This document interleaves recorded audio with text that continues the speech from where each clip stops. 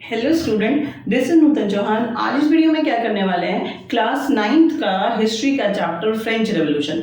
इससे पहले की वीडियो में मैं आपको फर्स्ट सेकेंड थर्ड यूनिट पूरा अच्छे से करा चुकी हूँ कि जो फ्रांस का पॉलिटिकल सिस्टम है बहुत ही ज़्यादा वहाँ पर उथल पुथल मची हुई थी। ठीक है, पहले फ्रेंच रेवोल्यूशन के कॉजेज पढ़े, फिर हमने फ्रेंच रेवोल्यूशन को पढ़ा फर्स्ट यूनिट के अंदर, फिर सेकेंड यूनिट में हमने पढ़ा रेवोल्यूशनरी वॉर के बारे में, फिर हमने पढ़ा कि फ्रांस कैसे रिपब्लिक बना, फिर हमने पढ़ा कि कैसे डायरेक्टरी रूल बना। तो पूरा सिस्टम वो पॉलिटिकल जो फ्रांस का उथल पुथल मची और बार बार जो सत्ता है कभी किसी के हाथ में आ रही, कभी किसी के हाथ में आ रही है, वो सब हम पढ़ चुके हैं। ठीक है, फर्स्ट से थर्ड यूनिट के बीच में आज हम शुरू करने वाले हैं fourth unit. Did women have a revolution? क्या फ्रांस में औरतों ने भी कोई क्रांति करी है? औरतों के भी कोई पॉलिटिकल क्लब थे, उन्होंने अपने राइट्स के लिए आवाज़ उठाई? हाँ, उठाई। तो फिलहाल हम औरतों की कंडीशन के बारे में पढ़ेंगे यहाँ पर।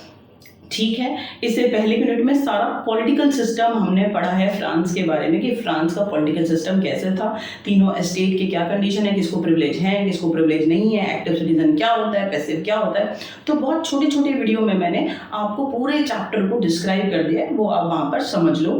खैर, फिलहाल हम यहाँ पर औरतों के बारे में पढ़ेंगे। देखो, इससे पहले कि इन लाइन्स को मैं आपको ट्रांसलेट करूँ, बेसिक बात समझो। This is universal truth across the world कि पूरे विश्व में, ठीक है, from long time period women suppress and most of the society across the world male dominant. यानी आज मॉडर्न वर्ल्ड में ज़्यादातर कंट्रियों में लड़कियों को भी बराबर अधिकार है, मान लेते हैं, और है भी। ठीक है, बट अगर हम पुराने टाइम की बात करें, फ्रांस की बात करें, इंडिया की बात करें, एक एशिया के अंदर है, यूरोप कॉन्टिनेंट में है, हर जगह पर औरतों की जो हालत है वो खराब है, मिजरेबल है।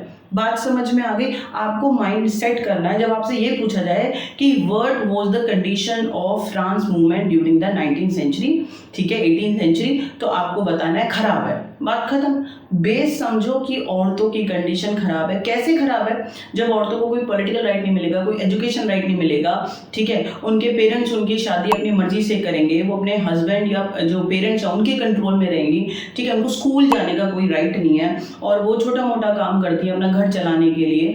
तो फिर ऐसी हालत में लड़कियां क्या, उनको जब अधिकार है ही नहीं तो उनका विकास कैसे हो जाएगा? वो मेल डोमिनेंट सोसाइटी में रहती हैं। बेस आपको मैंने बता दिया। अगर फ्रांस की औरतों के बारे में पूछ रहे हैं तो उनकी कंडीशन खराब है। देख लेते हैं, यहाँ कंडीशन लिखी हुई है।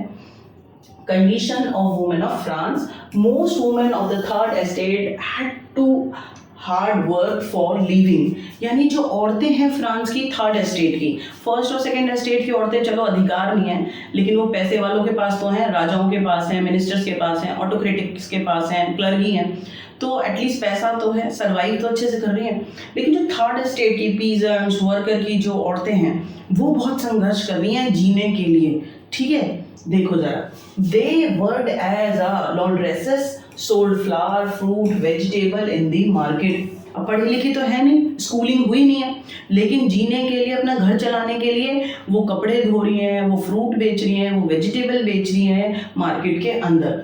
They were employed as domestic servant in the houses of purposeless people. Purposeless होते हैं रिच लोग, यानी रिच लोगों के घर में एज अ डोमेस्टिक सर्वेंट, झाड़ू पोछा, बर्तन, घर की सफाई, ये सारा काम करती हैं। Most women did not have access to education or job training. लड़कियां क्यों ये डोमेस्टिक सर्वेंट का काम कर रही हैं या फिर वो फ्रूट वेजिटेबल बेच रही हैं, जॉब क्यों नहीं कर रही? बेटा, क्योंकि उनको जॉब ट्रेनिंग नहीं मिली है। ठीक है, आपको इंजीनियर बनना है, डॉक्टर बनना है, तो आपको उस जॉब के लिए ट्रेनिंग दी जाती है कि डॉक्टर ऐसे काम करते हैं, इंजीनियर ऐसे करते हैं, टीचर्स को भी ट्रेनिंग मिलती है कि ऐसे पढ़ाया जाता है। ठीक है, तो औरतों को ना कोई जॉब ट्रेनिंग थी, ना कोई एजुकेशन राइट था, लड़कियां स्कूल जाती ही नहीं थी। उफ, अगर एजुकेशन नहीं है तो उसके बाद तो हुआ सत्यानाश किसी भी कम्युनिटी का। Only daughters of nobles and wealthier members of the third estate, यानी जो रिच लोग हैं, ठीक है, नोबल की फैमिली की जो औरतें हैं, वो थोड़ा उनको स्टडी करा दिया जाता था, कॉन्वेंट स्कूल में थोड़ी सी पढ़ाई करा दी जाती थी। Working women had also to care their families, that is cook, fetch water, queue up the bread and look after their children.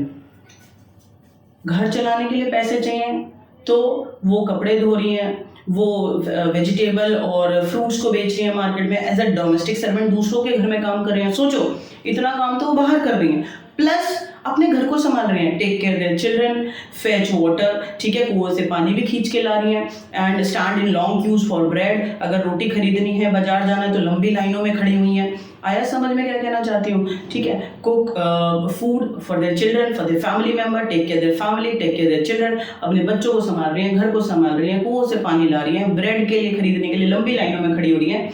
तो लड़कियों की कंडीशन आपको समझ में आ गई होगी। काम करना बुरी बात नहीं है, लेकिन कहीं भी लिखा है कि लड़कियां को कोई पॉलिटिकल राइट्स थे, वोटिंग राइट था, उन्हें जॉब ट्रेनिंग थी, कोई एजुकेशन थी, कि कोई अच्छी हायर पोजीशन पे थी अथॉरिटी में, कहीं पर भी लिखा है? नहीं। तो ये है फ्रांस की औरतों की कंडीशन। स्कूलिंग एजुकेशन राइट नहीं है, जॉब नहीं है, और छोटा मोटा काम करती हैं घर चलाने के लिए, एज ए डोमेस्टिक सर्वेंट काम कर रही हैं, अपने घर को भी संभाल रही हैं, अपने बच्चों को भी संभाल रही हैं। तो ओवरऑल ये लड़कियों की कंडीशन है और उनकी कंडीशन खराब है, ये बात आप अच्छे से समझ लो। प्लस ये भी याद रखना कि जो लड़कियों की मैरिज है वो अपने पेरेंट्स की मर्जी से होती है, वो अपनी मर्जी से नहीं करती हैं, तो अपने अंडर पेरेंट्स हैं वो, ठीक है। और जब शादी हो जाएगी तो हस्बैंड के अंडर है, तो पहले उनको कंट्रोल रखा जाता था, ठीक है। आगे चलते हैं। अब एक बात बताओ, ये भी एक यूनिवर्सल ट्रुथ है, women, scheduled caste, tribes, any community और social group in our society, even men, पूरे समाज के अंदर across the world in different countries, territories, कहीं पर भी जिस समुदाय का शोषण होगा, जब वो बहुत सप्रेस होंगे तो आवाज उठाएंगे, ठीक है। क्यों आवाज उठाएंगे बेटा? जब तक आवाज नहीं उठाएंगे, जब तक उनको पॉलिटिकल राइट्स नहीं मिलेंगे, तब तक उनका उत्थान होगा नहीं, डेवलपमेंट नहीं होगा, और वो ऐसे ही दबे कुचले रहेंगे। तो वुमेन रियलाइज कि फ्रांस का रेवोल्यूशन हो रहा है, फ्रांस धीरे धीरे रिपब्लिक बनता जा रहा है, नेशन स्टेट की तरफ बढ़ रहा है, जो आदमी है वो अपने क्लब बना रहे हैं, पॉलिटिकल क्लब बना रहे हैं, अपने अधिकारों की बात कर रहे हैं, तो वाई वी लैग बिहाइंड, हम क्यों पीछे हैं? तो क्या लड़कियों ने अपने विकास के लिए पॉलिटिकल क्लब बनाए? हाँ बनाए। लेट्स सी, एक नंबर में आता है, बहुत ज़्यादा इम्पॉर्टेंट है। About 60 women's club came up in different French cities, यानी लगभग 60 से ज़्यादा पॉलिटिकल क्लब औरतों ने बनाए, सिर्फ औरतों के हैं वो। बात समझ में आ गई कि औरतें उसमें पार्टिसिपेट करती हैं, अपने अधिकारों के बारे में बात करती हैं। The Society of Revolutionary and Republic Women was the most famous of them। देखो बेटा, औरतों ने कितने क्लब बनाए फ्रांस में अपने अधिकारों के लिए?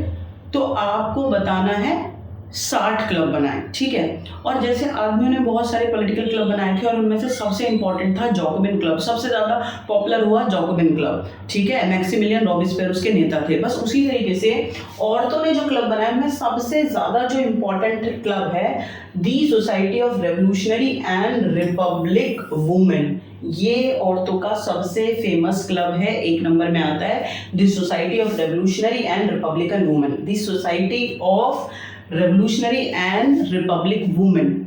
ये है एक बहुत बड़े क्लब का नाम जो औरतों ने बनाया और बहुत फेमस हुआ। और यहाँ वो क्या करते थे? खाना बनाते थे, खेलते थे? नहीं, अपने अधिकारों को डिस्कस करते थे कि हमें भी पॉलिटिकल राइट्स चाहिए अगर हमें अपने ग्रुप का, अपनी कम्युनिटी का, औरतों का विकास करना है। बात समझ में आ गई आपको? तो यहाँ हमने देखा कि पॉलिटिकल क्लब लड़कियों ने अपने लिए बनाए, अपने अधिकारों के लिए बनाए, कौन सा सबसे फेमस है, प्लस लड़कियों की क्या कंडीशन है। नेक्स्ट वीडियो में हम पढ़ेंगे कि जो रेवोल्यूशनरी गवर्नमेंट है उसने लड़कियों के अधिकारों के लिए क्या क्या रूल बनाए और लंबे संघर्ष के बाद कब लड़कियों को वोटिंग राइट मिला। तब तक के लिए आप बहुत खुश रहो और पढ़ते रहो।